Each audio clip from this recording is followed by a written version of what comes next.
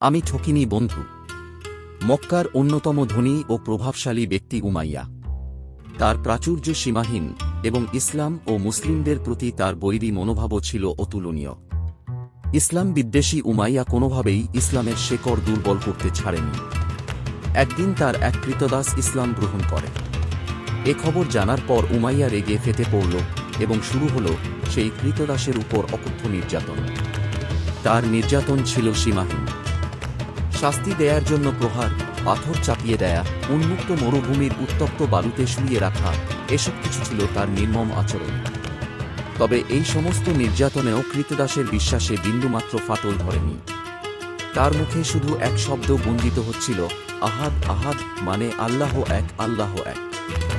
এই দৃশ্যের মধ্যে দিয়ে যাচ্ছিলেন হযরত আবু বকর রাদি আল্লাহু তাআলা আনহু, যিনি মুহাম্মদ সাল্লাল্লাহু আলাইহি ওয়াসাল্লামের প্রথম সহচর এবং একজন ধনী ও শ্রদ্ধেয় ব্যক্তি। আবু বকর রাদি আল্লাহু তাআলা আনহু শব্দটি শুনে এগিয়ে যান এবং উমাইয়াকে প্রশ্ন করেন, উমাইয়া, আপনি তো ধনী ও বিবেচক লোক, কিন্তু আজকের ঘটনায় আমি বুঝতে পারলাম যে আপনি ভুল করছেন। যদি এই দাস এতই অপ্রিয়, তবে কেন তাকে বিক্রি করে দেবেন না? এমন নির্মমতা তো মানুষের কাজ হতে পারে না।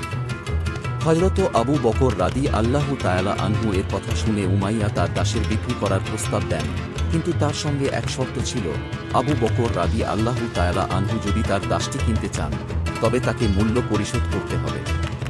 এটি ছিল আবু বকর রাদি আল্লাহু তাআলা আনহু এর জন্য একটি সুযোগ।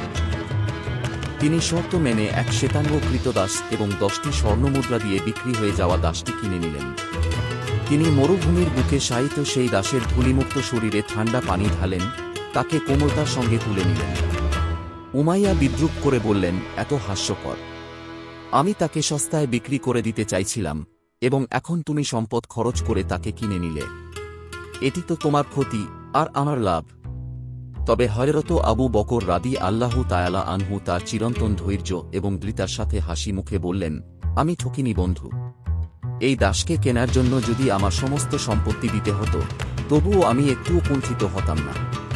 কিন্তু এখন আমি তাকে এই সস্তা মূল্যে ক্রয় করেছি, সেটা আমার জন্য বড় এক লাভ।